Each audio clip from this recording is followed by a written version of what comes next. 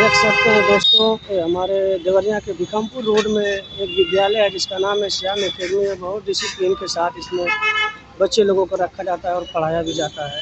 यहाँ पे अभी विद्यालय में बच्चे लोगों की छुट्टी हो रही है और यहाँ पे मैडम जी देख रहे हैं किस तरीके से सारे बच्चे को एक एक करके उनके अभिभावकों के पास वो भेज रही हैं। काफ़ी अच्छा यहाँ पे माहौल रखा जाता है और बच्चे लोगों को काफ़ी अच्छे तरीक़े से शिक्षा प्रदान किया जाता है। जिनको लगता है कि उनके बच्चे अगर पढ़ाई लिखाई में कमज़ोर हों तो ये श्याम एकेडमी देवरिया में है जो भिखमपुर रोड में पड़ता है। यहाँ पर ला करके उनका एडमिशन करा सकते हैं।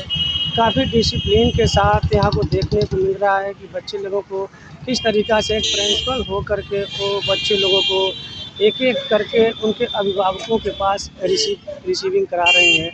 आप लोग देख सकते हैं।